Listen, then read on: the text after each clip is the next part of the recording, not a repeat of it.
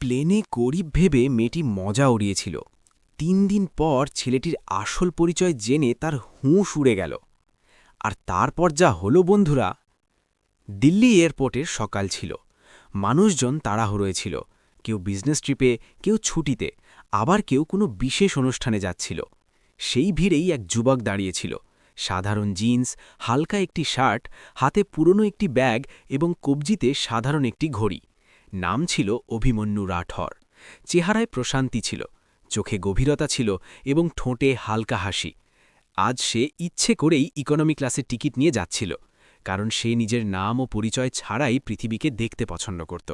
সে জানতে চাইত মানুষ একজন মানুষকে কিভাবে মাপে, পোশাক দিয়ে নাকি চরিত্র দিয়ে। ফ্লাইটটি দিল্লি থেকে জয়পুরের ছিল। সে তার ১৮ নম্বর সিটে গিয়ে জানালার পাশে বসে পড়ল। বাইরে রানওয়েতে প্লেন দাঁড়িয়েছিল। আকাশ পরিষ্কার ছিল এবং বাতাসে এক অদ্ভুত শান্তি বিরাজ করছিল। কিছুক্ষণ পরেই উঁচু হিলের স্যান্ডেলের শব্দ তার সিটের কাছে এসে থামল। এক্সকিউজ মি, এই ১৮B এবং ১৮C আমাদের সিট। অভিমন্যু উপরের দিকে তাকাল। সামনে এক অত্যন্ত সুন্দরী মেয়ে দাঁড়িয়েছিল। দামি ব্র্যান্ডের হ্যান্ডব্যাগ, ডিজাইনার ড্রেস, চোখে আত্মবিশ্বাস, কিন্তু সেই আত্মবিশ্বাসের মধ্যে কোথাও না কোথাও অহংকারও মিশেছিল। তার নাম ছিল কিয়ারা মালহোত্রা। তার সাথে তার ২ বান্ধবী ছিল। কিয়ারা অভিমন্যুকে মাথা থেকে পা পর্যন্ত দেখল। তার সাধারণ পোশাক, পুরনো ব্যাগ আর সাধারণ ঘড়ি। তার ঠোঁটে হালকা হাসি ফুটে উঠল, কিন্তু সেই হাসি সম্মানের ছিল না, ছিল তিরস্কারের। সে বসতে বসতে এত উঁচু গলায় বলল যাতে সে শুনতে পায়, রিয়া, এখন তো ইকোনমিতেও সব ধরনের মানুষ সফর করতে শুরু করেছে। রিয়া হালকা হাসল। হ্যাঁ দোস্ত, আগে তো একটু ক্লাস থাকত। অভিমন্যু কিছুই বলল না। সে শুধু জানালা দিয়ে বাইরে দেখতে লাগল। প্লেন উড়াল দিল। কিছুক্ষণ পর কিয়ারার ফোন বেজে উঠল। সে ইচ্ছে করেই জোরে কথা বলতে শুরু করল। হ্যাঁ বাবা, আমরা জয়পুরের উদ্দেশ্যে বেরিয়ে পড়েছি। হ্যাঁ, সেই গ্র্যান্ড ওয়েডিং, রণবীর খান্নার বিয়ে। পুরো হাই প্রোফাইল ইভেন্ট। বড় বড় বিজনেস হেডরা আসছেন, সিইও, শিল্পপতি, সবাই। সে একবার অভিমন্যুর দিকে তাকাল এবং হেসে বলল, হ্যাঁ বাবা, এমনিতে ফ্লাইটে সব ধরনের মানুষই পাওয়া যায়। যাই হোক, আমি পৌঁছে কল করছি। ফোন কেটে গেল। কয়েক সেকেন্ডের নীরবতা থাকল। তারপর অভিমন্যু শান্ত গলায় জিজ্ঞেস করল, আপনারা বিয়েতে যাচ্ছেন? কিয়ারা ভ্রু কুঁচকে বলল, হ্যাঁ, কেন? সে সহজস্বরে বলল, এই এমনিই জিজ্ঞেস করলাম। কার বিয়ে? কিয়ারা হালকা অহংকারের সাথে জবাব দিল, রণবীর খান্নার, জয়পুরের সবচেয়ে বড় ব্যবসায়ী পরিবারের। আপনি হয়তো চিনবেন না। অভিমন্যু হালকা হাসল, চিনি, আমিও ওই বিয়েতেই যাচ্ছি। ২ সেকেন্ডের নীরবতা ছেয়ে গেল। তারপর কিয়ারা জোরে হেসে উঠল, আপনি ওই বিয়েতে? রিয়াও খিলখিল করে হাসল। ওহ প্লিজ, ওখানে তো ইনভাইটেশন পাওয়াই মুশকিল। অভিমন্যু শান্ত স্বরে বলল, আমি রাজবীরের বন্ধু, কলেজ থেকে। কিয়ারা আর চোখে দেখল, দেখুন, মজা করতে হলে একটু লেভেল দেখে করবেন। রাজবীরের বন্ধুরা বড় লোক হয়, আপনাদের মতো। সে বাক্যটা অসম্পূর্ণ রেখেই হেসে দিল। রিয়া বলল, হয়তো কলেজে স্কলারশিপ পাওয়া বন্ধু হবে। কিয়ারা ঝুঁকে পড়ে নিচু কিন্তু স্পষ্ট শব্দে বলল, শুনুন, স্বপ্ন দেখা ভালো কথা, কিন্তু মিথ্যে বলা ঠিক নয়। ওখানে ভিআইপি মানুষজন থাকবে। আপনাদের মতো লোকদের তো হয়তো বাইরে সিকিউরিটিতেও দাঁড়াতে দেওয়া হবে না।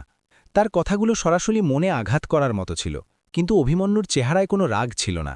সে ধীরে ধীরে বলল, কখনো কখনো মানুষের পরিচয় তার পোশাক দিয়ে নয়, তার কাজ দিয়ে হয়। কিয়ারা হাসল। এই ডায়লগ সেই লোকেরাই দেয় যাদের কাছে দেখানোর মতো কিছু থাকে না। প্লেন মেঘের ওপর দিয়ে উঠছিল, কিন্তু কথার উত্তাপ কেবিনে স্পষ্ট অনুভূত হচ্ছিল। কিছুক্ষণ পর কিয়ারা আবার কটাক্ষ করল, এমনিতে জয়পুর এয়ারপোর্ট থেকে রিসর্টে কিভাবে যাবেন? ট্যাক্সি শেয়ার করবেন নাকি বাসে? রিয়া হাসল। অভিমন্যু শুধু এটুকু বলল, দেখে নেব। কিয়ারা জিজ্ঞেস করল, বিয়ের ড্রেস কোড জানা আছে? ব্ল্যাক ট্যাক্সিরো, আশা করি আপনার কাছে থাকবে। এবার তার কথায় সরাসরি অপমান ছিল। অভিমন্যু তার চোখের দিকে তাকিয়ে শান্ত স্বরে বলল, স্টাইল পোশাক থেকে নয়, চিন্তাভাবনা থেকে আসে। কিয়ারা তার ছিল্লের হাসি হাসল। চিন্তাভাবনাও তাদেরই বড় হয় যাদের ব্যাংক ব্যালেন্স বড়। অভিমন্যু কিছুই বলল না। সে জানত কিছু মানুষকে উত্তর শব্দ দিয়ে নয়, সময় দেয়। প্লেন জয়পুরে নামল। মানুষজন নামতে শুরু করল। কিয়ারা এবং রিয়া তাদের ব্র্যান্ডেড স্যুটকেস নিয়ে এগিয়ে গেল। এয়ারপোর্টের বাইরে একটি বিলাসবহুল গাড়ি তাদের জন্য অপেক্ষা করছিল। ড্রাইভার তাদের মালপত্র তুলল। ঠিক সেই সময় এয়ারপোর্টের ভিআইপি গেটের কাছে চাঞ্চল্য সৃষ্টি হল। একটি চকচকে কালো বিলাসবহুল গাড়ি ভেতরে প্রবেশ করল। ড্রাইভার নামল, তাড়াতাড়ি পেছনের দরজা খুলল এবং মাথা ঝুঁকিয়ে বলল, স্যার, আপনার অপেক্ষাতেই ছিলাম। কিয়ারা ঘুরে তাকাল। সে ভাবল হয়তো কোনো বড় অতিথির জন্য হবে, কিন্তু পর মুহূর্তেই সে হতবাক হয়ে গেল। সেই সাধারণ পোশাক পরা যুবক অভিমন্যু সোজা সেই গাড়ির দিকেই এগিয়ে যাচ্ছিল। ড্রাইভার তার ব্যাগ নিল এবং সম্মানের সাথে দরজা বন্ধ করে দিল। কিয়ারা নিজেকে বোঝাল, হয়তো ভুল করে। সে কি জানত, এটা তো মাত্র শুরু ছিল, আর আসল ঝড় এখনও বাকি ছিল। জয়পুরের সন্ধ্যা, হালকা গোলাপি আলোয় স্নাত শহর, আর শহর থেকে একটু দূরে গড়ে ওঠা সেই রাজকীয় রিসর্ট, যেখানে আলো এমনভাবে জ্বলজ্বল করছিল যেন আকাশের সমস্ত তারা মাটিতে নেমে এসেছে। বড় বড় ঝাড়বাতি, ফুলের সুবাস, দামি গাড়ির শাড়ি আর চারদিকে ক্যামেরার ফ্ল্যাশ। সবাই নিজের পোশাক, নিজের স্ট্যাটাস আর নিজের প্রতিপত্তি প্রদর্শন করছিল। কিন্তু সেই ভিড়ের মধ্যে একটি মুখ এমনও ছিল যে লোক দেখানোতে নয়, নিজের আত্মবিশ্বাসে জ্বলজ্বল করছিল। অভিমন্যু রাঠোর। কিয়ারা ও রিয়া তাদের গাড়ি থেকে নামল। দুজনেই চমৎকার গাউন পরেছিল। এন্ট্রি গেটে দাঁড়িয়ে থাকা মানুষজন তাদের দেখছিল। কিয়ারার মুখে সেই পুরনো আত্মবিশ্বাস ছিল, বরং এখন তাতে আরও বেশি জৌলস এসে গিয়েছিল। কারণ তার মনে হচ্ছিল সেই রাজকীয় পরিবেশের একটা অংশ, আর কিছু মানুষ এই জায়গার যোগ্য নয়। তখনই পেছন থেকে একটি কালো বিলাসবহুল গাড়ি এসে থামল। সেই একই গাড়ি যাতে অভিমন্যু এয়ারপোর্ট থেকে বসে এসেছিল। ড্রাইভার তাড়াতাড়ি দরজা খুলে দিল। অভিমন্যু নামল। এখনও সে সাধারণ কিন্তু পরিষ্কার পরিচ্ছন্ন পোশাক পরেছিল। কোনো ব্র্যান্ডের লোক দেখানো ব্যাপার নেই, কোনো ভারী গহনা নেই, কোনো দেখনদারি স্টাইল নেই। তবুও তার হাঁটার মধ্যে এক অদ্ভুত গাম্ভীর্য ছিল, যেন তার কাউকে কিছু প্রমাণ করার প্রয়োজনই নেই। কিয়ারা তাকে দেখল এবং রিয়ার কানে ফিসফিস করে বলল, মনে হচ্ছে সত্যিই ভেতরে ঢুকে গেছে, হয়তো কোনো স্টাফকে চেনে। দুজনেই হালকা হাসল। ভেতরে মিউজিক বাজছিল, অতিথিরা গোল গোল টেবিলে বসেছিল, স্টেজ ফুল দিয়ে সাজানো ছিল। কিছুক্ষণ পরেই বর রাজবীর খান্না এন্ট্রি নিতে যাচ্ছিল। তখনই হঠাৎ ভিড়ের মাঝে চাঞ্চল্য সৃষ্টি হল। রাজবীর দ্রুত পায়ে এগিয়ে গেল, কিন্তু স্টেজের দিকে নয়, সে সোজা গেটের দিকে গেল যেখানে অভিমন্যু দাঁড়িয়েছিল। আর পর মুহূর্তেই সে সবার সামনে অভিমন্যুকে জড়িয়ে ধরল। ভাই, তুই এসেছিস? আমার জানা ছিল তুই আসবি। রাজবীরের গলায় সত্যিকারের আনন্দ ছিল। আশেপাশে দাঁড়িয়ে থাকা মানুষজন অবাক হয়ে গেল। কিছু মানুষ ফিসফিস করতে লাগল, কে এই লোক? রাজবীর নিজে নিতে এসেছে, নিশ্চয়ই খুব বিশেষ কেউ হবে। কিয়ারার মুখ এক মুহূর্তের জন্য শক্ত হয়ে গেল। তার হাসি যেন ওখানেই থেমে গেল। সে নিজেকে সামলে নিয়ে বলল, আচ্ছা, তুই চিনিস সত্যি? রাজবীর অভিমন্যুর হাত ধরল এবং তাকে সবার সামনের টেবিলে বসাল। ওই টেবিল যেখানে শুধু পরিবার আর সবচেয়ে বিশেষ অতিথিরা বসত। ওয়েটার নিজে এসে তাদের জিজ্ঞেস করতে লাগল, স্যার, আপনাকে কি পরিবেশন করব?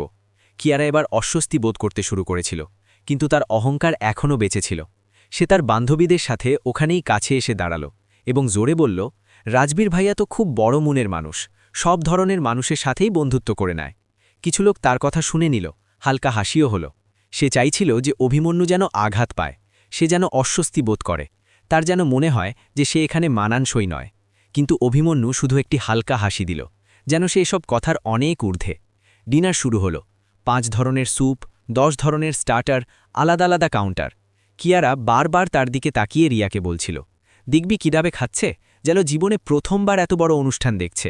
রিয়াও সঙ্গ দিল, হ্যাঁ, প্লেট ধরার ধরন দেখ। অভিমন্যু সব শুনছিল, প্রতিটি শব্দ, প্রতিটি খোঁটা, প্রতিটি হাসি। কিন্তু তার চেহারায় শান্তি ছিল। তার ভেতরে কোনো রাগ ছিল না, শুধু একটা স্থিরতা ছিল, যেন সে জানত যে আসল উত্তর এখনও বাকি। পরের দিন মেহেদি ও সঙ্গীতের অনুষ্ঠান ছিল। পুরো রিসর্ট আরও সুন্দর হয়ে উঠেছিল। সন্ধ্যায় আলো আরও ঝলমল করছিল। ডান্স ফ্লোরে মানুষ নাচছিল। কিয়ারা আজ আরও বেশি সেজেছিল। তার মনে হচ্ছিল যে সবার নজর তার দিকেই। অভিমন্যু আজ সাধারণ কিন্তু ভীষণ ক্লাসি ব্ল্যাক স্যুটে এলো, কোনো চাকচিক্য ছাড়াই। কিন্তু তার উপস্থিতি নিজেই আলাদা ছিল। সে স্টেজের কাছে দাঁড়িয়েছিল যখন কিয়ারা আবার তার সামনে এসে পড়ল। ও, স্যুট পরে নিয়েছেন আপনি? ভালো, কিন্তু স্টাইল তো টাকা দিয়ে আসে, শুধু পোশাক পরে নিলেই কেউ বড় হয়ে যায় না। এবার আশেপাশে কিছু লোক দাঁড়িয়েছিল, সবাই শুনছিল। অভিমন্যু প্রথমবার সরাসরি তার চোখের দিকে তাকালো আর শান্ত স্বরে বলল, বড় হওয়ার জন্য টাকা নয়, চিন্তাভাবনা বড় হওয়া চাই। কিয়ারা হাসল। চিন্তাভাবনাও তাদেরই বড় হয় যাদের ব্যাংক ব্যালেন্স বড়। অভিমন্যু চুপ হয়ে গেল। সে চোখ সরিয়ে নিল, কিন্তু তার মনে একটাই কথা ছিল, সময় আসতে দাও। সঙ্গীত শেষ হল। অতিথিরা তাদের রুমে চলে গেল, কিন্তু সেই রাতে অভিমন্যু অনেকক্ষণ ব্যালকনিতে দাঁড়িয়ে রইল। সামনে আলোয় ঝলমল করার রিসর্ট ছিল, তার মনে কোনো প্রতিশোধ স্পৃহা ছিল না, শুধু একটি ভাবনা ছিল, মানুষ কি সত্যি এত তাড়াতাড়ি বিচার করে ফেলে? আমরা কি সত্যিই শুধু পোশাক আর ঘড়ি দিয়ে মানুষের দাম নির্ধারণ করে ফেলি? অন্যদিকে কিয়ারা তার রুমে বসেছিল। সে হাসতে হাসতে বলছিল, দেখিস রিয়া, এই ধরনের লোকেরা জীবনে উপরে উঠতে পারে না, শুধু বড় মানুষদের আশেপাশে ঘুরে বেড়ায়। রিয়া বলল, হ্যাঁ, 2 দিন পর নিজেই গায়েব হয়ে যাবে। তারা কি জানত যে 2 দিন পর যা হতে যাচ্ছে তা শুধু তাদের চিন্তাভাবনাই নয়, তাদের পুরো জীবন বদলে দেবে। কারণ রিসেপশনে এমন একটি নাম আসতে যাচ্ছিল যার সামনে বড় বড় শিল্পপতিরা দাঁড়িয়ে সম্মানে মাথা নত করত, আর সেই নাম তাদের নাড়িয়ে দিতে যাচ্ছিল। রিসর্টে তৃতীয় সন্ধ্যা এবং পরিবেশ আগের চেয়েও বেশি রাজকীয়। লাল গালিচা বিছানো হয়ে গিয়েছিল, গেটে নিরাপত্তা দ্বিগুণ ছিল। বড় বড় ক্যামেরা, মিডিয়ার গাড়ি, শহরের নামিদামি শিল্পপতি, রাজনীতিবিদ এবং ব্যবসায়ীরা সবাই একটিমাত্র নামের জন্যই অপেক্ষা করছিল। স্টেজ থেকে বারবার ঘোষণা করা হচ্ছিল, আর কিছুক্ষণ পরেই আমাদের মাঝে দেশের সবচেয়ে বড় কর্পোরেট গ্রুপের তরুণ সিইও উপস্থিত হতে চলেছেন। দয়া করে সমস্ত অতিথি স্বাগত জানানোর জন্য প্রস্তুত থাকুন। এ কথা শুনে কিয়ারার চোখ চকচক করে উঠল। সে আয়নায় নিজেকে দেখছিল। রিয়া, আজ তো আমাকে ওনার সাথে দেখা করতেই হবে। ভাব, দেশের সবচেয়ে বড় কোম্পানির সিইও, কত ক্লাস হবে ওনার, কত স্টাইল, কত প্রতিপত্তি। রিয়া হেসে বলল, তুই তো প্রথম দেখাতেই ইমপ্রেস করে দিবি। ঠিক সেই সময় কিয়ারার বাবা বিক্রম মালহোত্রা রুমে এলেন। তার চেহারায় হালকা নার্ভাসনেস ছিল। মা, আজ অনেক বড় অতিথি আসছেন, খেয়াল রাখিস কোনো ভুল যেন না হয়। যে কোম্পানির সিইও আসছেন তাদের সাথেই আমাদের কোম্পানির সবচেয়ে বড় চুক্তি আছে, বুঝেছিস? কিয়ারা আত্মবিশ্বাসের সাথে বলল, ড্যাড, রিল্যাক্স, আমি জানি কিভাবে কথা বলতে হয়। সন্ধ্যা গভীর হল, আলো আরও উজ্জ্বল হল। সবাই গেটের দিকে তাকাতে লাগল। তখনই বাইরে হঠাৎ চাঞ্চল্য সৃষ্টি হল। সিকিউরিটি স্টাফ একদম সতর্ক হয়ে গেল। একটি চকচকে কালো লম্বা বিলাসবহুল গাড়ি ধীরে ধীরে ভেতরে প্রবেশ করল। ক্যামেরার ফ্ল্যাশ ক্রমাগত ঝলকানি দিতে লাগল। গাড়ির দরজা খুলল, আর যে মুখটা বাইরে এলো তাকে দেখেই কিয়ারার হাত থেকে তার ক্লাচ প্রায় পড়েই যাচ্ছিল। সেই শান্ত চেহারা, সেই গভীর চোখ, সেই মার্জিত ব্যক্তিত্ব, অভিমন্যু রাঠর। কিন্তু আজ সে ইকোনমি ক্লাসের ওই সাধারণ যুবক ছিল না। আজ সে ব্ল্যাক টাক্সিডোতে ছিল। ব্যক্তিত্বে এমন গাম্ভীর্য যে ভিড় নিজেই রাস্তা ছেড়ে দিচ্ছিল। তার পদক্ষেপে আত্মবিশ্বাস ছিল, আর তার মুখে সেই শান্ত হাসি। স্টেজ থেকে অনুরণিত কণ্ঠ ভেসে এলো। জোরালো করতালির মাধ্যমে স্বাগত জানান রাঠোর গ্লোবাল ইন্ডাস্ট্রিজের তরুণ সিইও শ্রী অভিমন্যু রাঠোরজিকে। করতালি বেজে উঠল, পুরো হল উঠে দাঁড়াল। কিয়ারার মুখ ফ্যাকাশে হয়ে গিয়েছিল, তার শ্বাস দ্রুত হয়ে গেল। এটা হতে পারে না। ঠিক সেই মুহূর্তে তার বাবা দ্রুত সামনে এগিয়ে গেলেন। তিনি অভিমন্যুর সামনে পৌঁছালেন এবং সম্মানে মাথা ঝুঁকিয়ে বললেন, স্যার, আপনার আমাদের এই অনুষ্ঠানে স্বাগত। আপনি এসেছেন, এটা আমাদের জন্য অনেক সম্মানের বিষয়। কিয়ারার চোখ বড় বড় হয়ে গেল। তার বাবা, যিনি কখনো কারো সামনে মাথা নত করেননি, আজ মাথা ঝুঁকিয়ে আছেন। অভিমন্যুর সাথে সাথে তাকে হাত ধরে তুলল। স্যার, প্লিজ, আপনি আমাদের পার্টনার, এমনটা করবেন না। তার গলায় বিনয় ছিল, কিন্তু শক্তিও ছিল। সে রেড কার্পেটে হেঁটে স্টেজের দিকে এগিয়ে গেল। চারদিকে সম্মান ছিল, প্রতিটি নজরে শ্রদ্ধা ছিল। রাজবীর তাকে জড়িয়ে ধরল। ভাই, তুই তো আজ সবাইকে সারপ্রাইজ দিয়ে দিলি। অভিমন্যু হালকা হাসল। স্টেজে মাইক তার হাতে এলো। পুরো হল শান্ত। সে একটি দীর্ঘশ্বাস নিল এবং বলল, বন্ধুরা, জীবন আমাদের অনেক সময় শেখায় যে মানুষকে তার পোশাক দিয়ে, তার ঘড়ি দিয়ে, তার সিট দিয়ে বিচার করা উচিত নয়। আসল পরিচয় সংগ্রাম থেকে তৈরি হয়, এবং আসল ধনীর পরিচয় চিন্তাভাবনায় থাকে। করতালি বেজে উঠল। সে আরও বলল, আমি আজ এখানে শুধু একজন সিইও হয়ে নয়, একজন বন্ধু হয়ে এসেছি। এবং আমি সবসময় এটাই মানি যে মানুষ অন্যদের সম্মান করতে শিখে যায়, সেই সত্যি বড় মানুষ হয়। তার দৃষ্টি এক মুহূর্তের জন্য কিয়ারার উপর স্থির হল। কিয়ারার চোখে জল ছিল, তার কানে যেন নিজেরই বলা কথাগুলো প্রতিধ্বনিত হচ্ছিল। ইকোনমির লোকেরা, স্টাইল টাকা দিয়ে আসে, ব্যাংক ব্যালেন্স বড় হলে চিন্তাভাবনা বড় হয়। অনুষ্ঠান শেষ হল। মানুষজন তার কাছে এসে হাত মেলাচ্ছিল, শুভেচ্ছা জানাচ্ছিল। তখনই পেছন থেকে ধীর কাপা গলার আওয়াজ এলো, অভিমন্যু, প্লিজ 1 মিনিট। সে ঘুরে দাঁড়াল। কিয়ারা তার সামনে দাঁড়িয়েছিল, মুখ নিচু করা, চোখে জল।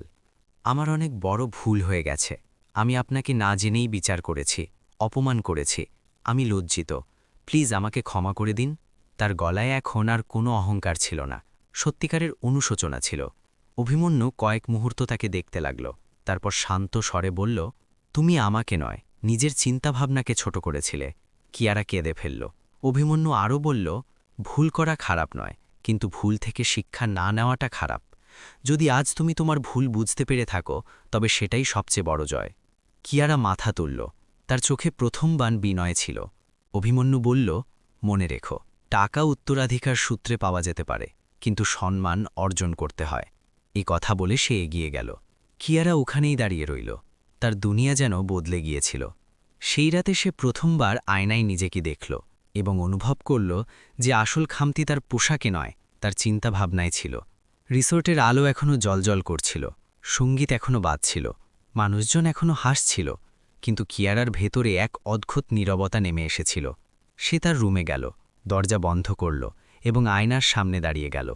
একই চেহারা, একই সুন্দর গাউন, একই মেকআপ, কিন্তু আজ তার প্রথমবার মনে হল যে সে বাইরে থেকে যতটা সাজানো, ভেতর থেকে ঠিক ততটাই শূন্য।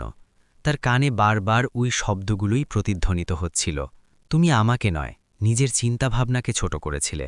সে বিছানায় বসে পড়ল, তার ফ্লাইটের প্রতিটি মুহূর্ত মনে পড়তে লাগল। তার হাসাহাসি করা, খোটা দেওয়া, ইকোনমির লোকেরা স্টাইল টাকা দিয়ে আসে, ব্যাংক ব্যালেন্স বড় তো চিন্তাভাবনা বড়। তার চোখ থেকে জল গড়িয়ে পড়ল। তার প্রথমবার উপলব্ধি হল যে সে কোনো গরিবকে নয়, একজন বড় মানুষকে ছোট ভেবেছিল, আর তার চেয়েও বড় কথা, সে নিজেকে ছোট প্রমাণ করে দিয়েছিল। পরের দিন সকালে সে তার বাবা বিক্রম মালহোত্রার কাছে গেল। তার কণ্ঠস্বর বদলে গিয়েছিল, ধীর, গম্ভীর। ড্যাড, আপনি ওনার সামনে মাথা নিচু করেছিলেন কেন? বিক্রমজি একটি দীর্ঘশ্বাস নিলেন এবং বললেন, কারণ সে শুধু বড় পদে নেই, বড় মনের মানুষ। যখন আমাদের কোম্পানি লোকসানে ছিল, তখন তিনি আমাদের সামলেছিলেন। তিনি কখনো অহংকার দেখাননি। আসল বড় মানুষ তারাই হয় যারা বড় হয়েও বিনয়ী থাকে। কিয়ারা চুপ করে রইল। তার মনে হল যেন প্রতিটি শব্দ তার হৃদয়ে কড়া নাড়ছে। কয়েকদিন পর সে দিল্লিতে ফিরল, কিন্তু এখন তার হাঁটাচলায় আগের মতো অহংকার ছিল না। সে সিদ্ধান্ত নিল সে নিজের পরিচয় নিজে তৈরি করবে, বাবার নামে নয়, নিজের জোরে। সে একটি ছোট স্টার্টআপ কোম্পানিতে ইন্টার্নশিপের জন্য আবেদন করল। কাউকে জানালো না যে সে কার মেয়ে। ইন্টারভিউতে সে শুধু নিজের নাম বলল, কিয়ারা। প্রথম দিন তাকে ফাইল গোছাতে দেওয়া হলো, দ্বিতীয় দিন ডেটা এন্ট্রি, তৃতীয় দিন গ্রাহকদের অভিযোগ শুনতে হলো। অনেকবার মানুষ ফোনে চিৎকার করল, অনেকবার গভীর রাত পর্যন্ত অফিসে বসে থাকতে হলো, অনেকবার সে ভুল করল এবং বকাও খেল। কিন্তু এবার সে কাউকে লো ক্লাস বলল না, কাউকে ফকিন্নি মনে করল না। বারবার তার অভিমন্যুর কথা মনে পড়ত। আসল ধনীর পরিচয় চিন্তাভাবনায় থাকে। ধীরে ধীরে সে বুঝতে শুরু করল যে পরিশ্রম কী জিনিস, মাসের শেষে যে বেতন পাওয়া যায় তা কত কষ্টে উপার্জন করা হয়। মানুষের মন থেকে দেওয়া সম্মান শুধু টাকা দিয়ে পাওয়া যায় না। মাস কেটে গেল, কিয়ারা বদলে গিয়েছিল। এখন তার চোখে লোক দেখানো ব্যাপার ছিল না, বুঝ ছিল। তার কথায় কটাক্ষ ছিল না, বিনয় ছিল। একদিন অফিসে খবর এলো, আজ আমাদের কোম্পানিতে এক বড় বিনিয়োগকারী আসতে চলেছেন। মিটিং রুম প্রস্তুত করা হলো, সবাই উচ্ছ্বসিত ছিল। দরজা খুলল এবং ভেতরে এলেন অভিমন্যু রাঠোর। কিয়ারার বুক দ্রুত ধরফর করতে লাগল, কিন্তু এবার তার চেহারায় ভয় ছিল না, একটি সত্যিকারের প্রশান্তি ছিল। সে উঠে দাঁড়ালো এবং আস্তে করে বলল, গুড ইভিনিং স্যার। অভিমন্যু তাকে চিনতে পারল, হালকা একটি হাসি তার মুখে ফুটে উঠল। মিটিং শেষ হওয়ার পর সে তার কাছে এলো। কেমন আছো কিয়ারা? সে চোখের দিকে তাকিয়ে জবাব দিল, এখন শিখছি আসল ধন কি জিনিস। অভিমন্যু জিজ্ঞেস করল, আর সেটা কি?